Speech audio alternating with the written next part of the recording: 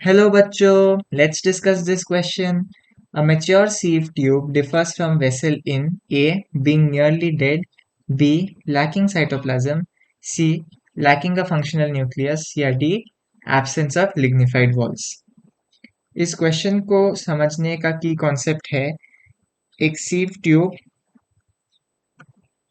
और एक वेसल का कुछ डिफरेंसेस जानना। यदि हम लिविंग या डेड की बात करें तो हमें पता है कि सीव ट्यूब लिविंग होता है और वेसल डेड होता है।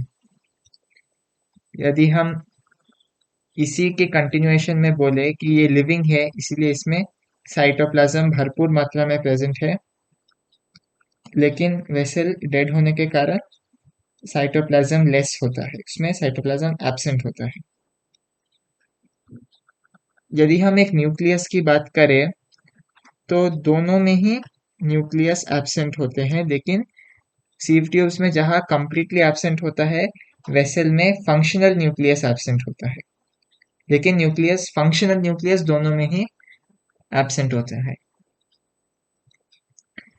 यदि हम लिग्निन डिपोजिशन की बात करें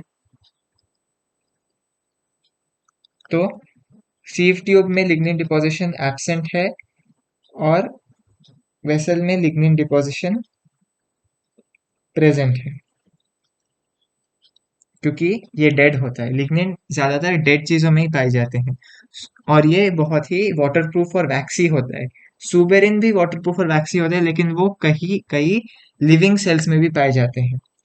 अभी यदि हम ऑप्शंस की ओर देखें तो पहला ऑप्शन है a mature sieve tube differs from vessel, मतलब हमें एक ऐसी चीज ढूंढनी है जो कि सीव ट्यूब में है लेकिन वेसल में नहीं है। क्वेश्चन के लैंग्वेज को ध्यान से समझिए। Mature sieve tube differs from vessel इन, तो हमें ऐसी चीज ढूंढनी है जो सीव ट्यूब में प्रेजेंट हो, जो सीव ट्यूब के लिए ट्रू हो। बीइंग नियरली डेड, क्या सीव ट्यूब डेड है? नहीं, ये फॉल्स है, तो गलत ऑप्शन। बी लैकिंग साइटोप्लाज्म, ये भी फॉल्स है क्योंकि सीव ट्यूब में साइटोप्लाज्म होता है। लैकिंग अ फंक्शनल न्यूक्लियस, आप यहाँ पर इसे ट्रू मान के सही करार दे सकते हैं, लेकिन ये भी गलत है क्योंकि फंक्शनल न्यूक्लियस तो वेसल में भी एब्सेंट है, ये कोई डिफरेंस नहीं हुआ। हमें एक ऐसी चीज ढूंढनी है जो true for sieve tube but differs from vessel, हमें ऐसी एक चीज ढूंढनी है।